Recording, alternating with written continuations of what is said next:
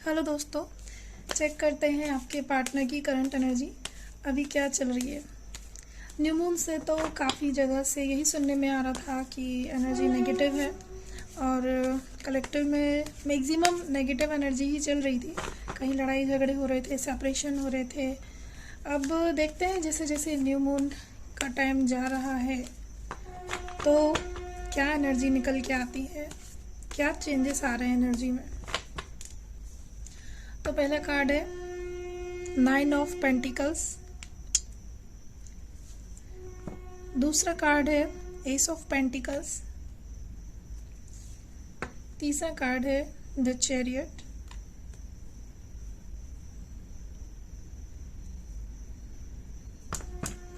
और बॉटम में हमारे पास है क्वीन ऑफ कप्स।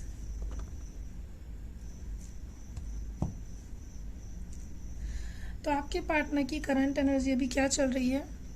आपके पार्टनर जो है काफ़ी ज़्यादा सोच विचार में, बहुत ज़्यादा टेंशन में दिखाई दे रहे हैं, क्योंकि आपसे बीते दिनों में उन्होंने लड़ाई झगड़े तो कर लिए हैं, सेपरेशन तो कर लिया है, पर वो किसी ऐसे रीज़न से किया है जो एक्चुअल में आप उसका टारगेट बन गए हैं, आप टारगेट थे नहीं।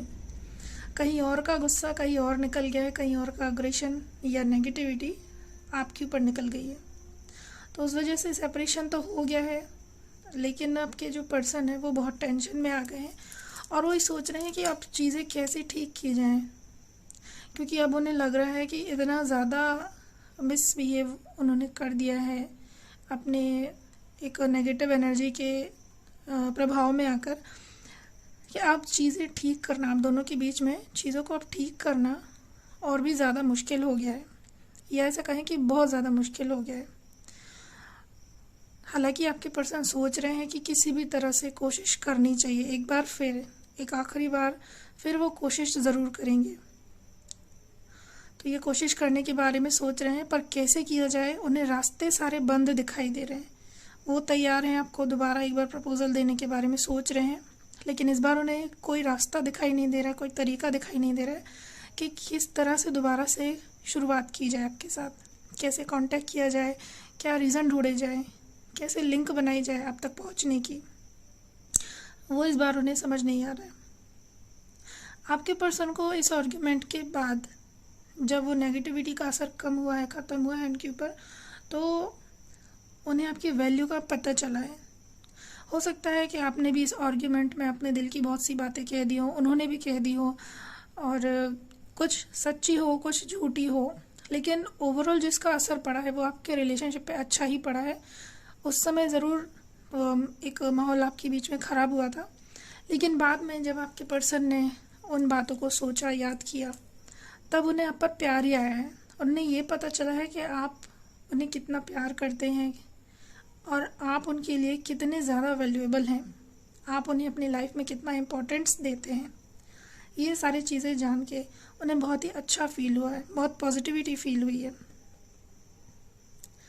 और इसलिए आपके पर्सन अब आपको अपनी तरफ से एक ऑफ़र देना चाहते हैं और अब वो सारी सिचुएशन को ठीक करना चाहते हैं,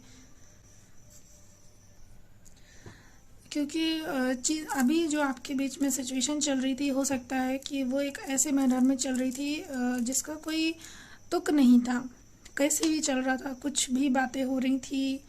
अब वो एक मैनर में लेके चलना चाहते हैं बातों को, कि जैसे अगर शादी करनी है तो उसी मैनर में आगे बात बढ़ाएंगे, उसी तरफ, उसी दिशा में बात आगे करेंगे आपसे।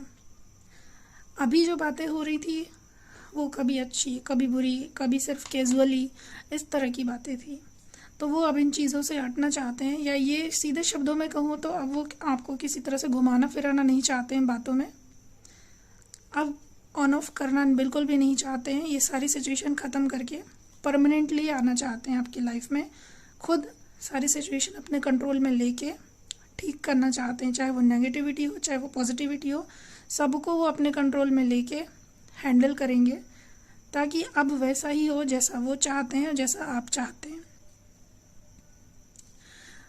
ओवरऑल जो एनर्जी है, ये देखिए, queen of cups, the lovers, और यहाँ डिवाइन का भी कार्ड है। ये देखिए, सारे कार्ड ही अच्छे आए हैं। यहाँ पे एंजल्स का प्रोटेक्शन है, डिवाइन की ब्लेसिंग्स भी है, और एक ट्रू डीप लव भी आपके पर्सन आपके साथ फील करते हैं, जो कि एक सोल कनेक्शन जैसा फील होता है। तो जो लोग ये रीडिंग देख रहे हैं, हो सकता है कि कुछ लोग इसमें सोलमेट कनेक्शन में हो, true soulmate, higher level soulmate connection. और आपके पर्सन आपको ऐसे देखते हैं कि जो उनकी बहुत केयर करता है, उनके लिए बहुत सारा लव इमोशंस अपने दिल में रखता है, और दिल में छुपा के नहीं रखता है, एक्सप्रेस कर देता है। जबकि आपके पर्सन इसके जस्ट अपोजिट है, वो शेयर नहीं करते, एक्सप्रेस नहीं करते, सारी चीज़ें छिपा के रखते हैं या रिजर्व करके रखते हैं। तो आपकी इस क्वालिटी को आपके पर्सन अप्रिशिएट करते हैं कि आप उन्हें जितना पसंद करते हैं, आप उन्हें जितना प्यार देते हैं, जितना उनसे प्यार करते हैं, इतना उन्हें अभी तक कभी किसी ने नहीं किया, इतना अभी तक उन्हें कभी किसी ने नहीं किया है। तो इसका एक ओवरऑल हम कंक्लूजन देखिए तो एनर्जी ये है कि चीज़ें फिर से ठीक होने की तरफ बढ़ रही हैं। आपके जो पर्सन है वापस से कोशिश करना चाहते हैं, एक और आखिरी शुरुआत, एक और आखिरी बार कोशिश करना चाहते हैं, और इस बार ज़रा सी भी गलती नहीं करना चाहते हैं। ऐसी सिचुएशन बनाएंगे कि ना कोई तीसरा बीच में आ सकता है, ना आप दोनों को एक होने से कोई रोक सकता है, क्योंकि अब वो आपको कहीं नहीं जाने देंगे। उन्हें आपकी वैल्यू का इतने अच्छे से एहसास हो गया है कि अब आपको वो कहीं भी नहीं जाने देंगे। कुछ लोगों की पर्सन को तो ये डर भी लग रहा है कि ये सेपरेशन तो हो गया है, जैसे जैसे आपकी वैल्यू का पता चला तो उन्हें डर ये है कि अब आप नाराज़ होकर कहीं और मूव ऑन ना कर ले, कहीं और ना चले जाए। क्योंकि अभी तक अगर आपने सारी चीज़ों को टॉलरेट किया, सफ़र किया और अपने पर्सन को बार बार मौके दिए हैं, तो इस बार जो आपके बीच हुआ है वो ऐसा है कि अब आपको भी लग रहा है कि नहीं, अब बस बहुत हुआ, अब मैं नहीं रह सकता या नहीं रह सकती हूँ, अब मुझे आगे बढ़ना है अपनी लाइफ में। और एक डोमिनेटिंग या मैनिपुलेटिंग या माइंड गेम खेलने वाले पर्सन के साथ अब क्यों रहना, या जो ज़्यादा ऑन ऑफ सिचुएशन देता है, स्टेबिलिटी दे ही नहीं रहा, ऐसे पर्सन के साथ क्यों रहना। तो ऐसा आपका सोचना हो सकता है, और यही चीज़ आपके पर्सन फील भी कर रहे हैं कि अब आप उनके बारे में इस तरह से सोचेंगे तो अब आप उनके लिए शायद ना रुकें। इसीलिए भी उन्हें थोड़ी जल्दबाजी है कि जितनी जल्दी हो सके वो अपनी तरफ से स्टेप लें। अब ये थी एनर्जी। अब देखते हैं कि आपके पर्सन का नेक्स्ट एक्शन आपके लिए क्या होगा और कब तक होगा। अब देखते हैं आपके पर्सन का नेक्स्ट एक्शन आपके लिए क्या होगा।